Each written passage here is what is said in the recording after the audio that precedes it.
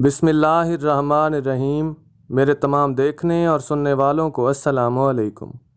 नाजरीन, आज हम लोग डिस्कस कर रहे हैं सिंटैक्स। फ़र्स्ट ऑफ़ ऑल हम लोग इसकी डेफिनेशन देखेंगे और फिर एग्जांपल्स के ज़रिए से इसको समझने की कोशिश करेंगे। Syntax is the study of rules which govern the formation of sentence. Syntax में हम लोग उन रूल्स को डिस्कस करते हैं जिनकी बेस पे एक सेंटेंस बना होता है, मतलब किस तरह से फ्रेजेस और क्लॉजेस बनते हैं और फिर एक कंप्लीट सेंटेंस कैसे बनता है।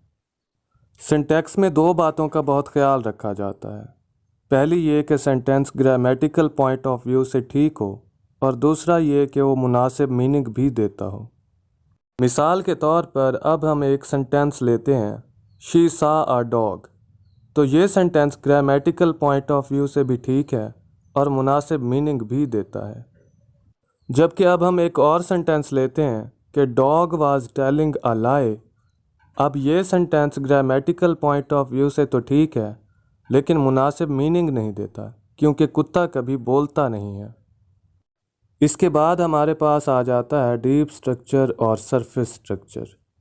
डीप स्ट्रक्चर को हम लोग सिंपल स्ट्रक्चर भी बोलते हैं क्योंकि तमाम जो सिंपल सेंटेंसेस होते हैं वो डीप स्ट्रक्चर की कैटेगरी में आते हैं। मिसाल के तौर पर अहमद रीड्स अ नावल। अब ये सेंटेंस सिंपल सेंटेंस है इसलिए इसे डीप स्ट्रक्चर बोलेंगे।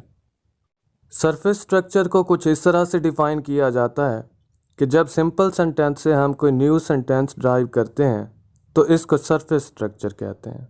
मिसाल के तौर पर पहले हम लोगों ने एक सेंटेंस लिया था, अहमद रीड्स अ नावल, तो ये सिंपल सेंटेंस था।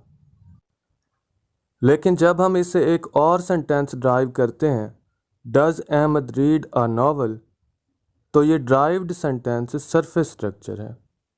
तो ये थी हमारी आज की वीडियो। अगर पसंद आई हो तो प्लीज़ लाइक और कमेंट ज़रूर कीजिएगा और हमारा चैनल सब्सक्राइब करना प्लीज़ मत भूलिएगा ताकि हमारी हौसला अफजाई हो।